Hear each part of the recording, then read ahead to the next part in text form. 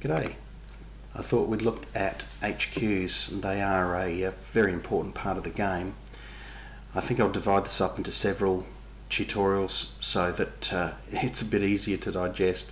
There's a lot of information contained within the very compact display on the right hand side for a Formation HQ, but it's all rather important stuff, and if you can get a good basic knowledge of how the Formation HQs control the game and the units, then I think you'll have a much better time of the system.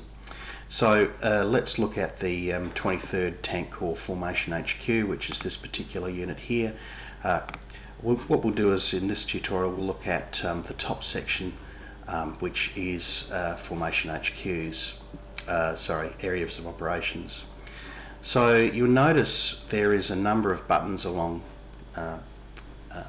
here, and they're color coded. The orange buttons, when they're lit, means it's an area of operations which is currently in play. Black buttons indicate that this is a conditional area of operation that is not currently in effect, but may be in effect depending on whether certain objectives are captured. So for instance, a black, if we click this one, you notice that some things happen along the top here as well. So what this is saying is that this conditional AO is in operation from turns 1 to 4. In brackets, this 4 on map, it indicates that there are 4 units in that formation, four units on the map. So it's telling us that it's turns 1 to 4, this conditional AO, and it's conditional upon depending on which flags are captured here. And you'll notice that there's also a priority symbol, which we'll talk about in a minute. But there's two, so there's the 2 flags here, and it also has all. You've got 2 next to the Soviet flag, nothing next to the German flag, and all. So what it's telling you is that there are 2 Soviet objective flags, and you can actually see them over here. We just select that and we go to the marker. These 2 objectives appear, and it's saying there's 2, and it's saying you need to capture all of those 2 flags. So you need to control those 2 hexes in order for this area of operation. Now, for instance, if we look at the area of operation that's currently in play, turns 1 to 4, you'll notice it's a very, very small area of operation. In other words, they're just basically biding their time, waiting for the infantry to crunch through and capture those objectives here. And when that happens, once that happens, you'll notice when we click on that the area of operation of all suddenly has just now gone berserk, and in fact is now encompassing all of Kharkov. So you could say that the scenario designer has, if you like, echoed the intent of the general at the time by saying these are the orders, these are the standing orders: infantry to push forward, capture these objectives, push through the front line, make a large gap, and then release that particular tank corps to push through into Kharkov. Now, you can also get, there may be more numerous flags. For instance, you might have, 4 or 5 flags here. This may change to any.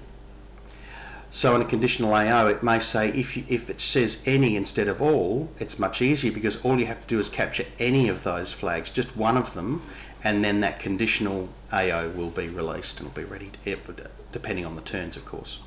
Now, blue ones are future non-conditional AOs, so in other words, they just come into effect, and you'll notice that this is operational on turns 5 to 16, and again the AO is now basically opened up. So what's going on here is, even if the Soviet infantry should have trouble capturing those objectives set out in the first conditional AO, on turn 5 the 23rd Tank Corps is released to capture Kharkov regardless. Obviously, it would be useful to capture these very early on because it means the unit is released much earlier. The fourth conditional AO. Let's have a look at this. Priority 2. So you notice there was a priority 1 marker which we had here. There's priority 2. The higher the number, the higher priority. So if there's a choice of conditions, the AO conditional AO with the highest priority gets activated. So for instance, and what's this saying here? So it's the highest priority so far.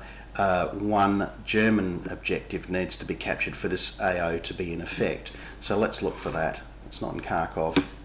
Where is it? It's over here at Izium.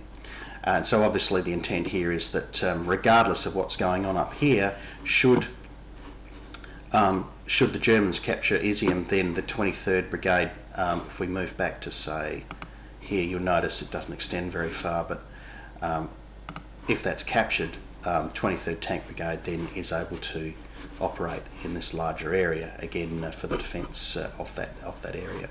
So there's your 2 priorities as standard, which comes to effect regardless. But again, depending on in this case, the Axis units capturing that will basically bring that into play. And there's only 1, so there's no need for any or all here because it's just simply 1. So that's the AO basics. Obviously, it can be a very intricate system, and you'll find it both I think challenging and frustrating at times. But I think it very accurately captures what was going on there historically at the time, in terms of flexible and inflexible orders given by higher command. Okay, I think we'll stop there, and we'll then look at a different part of HQs in the next tutorial. Cheers.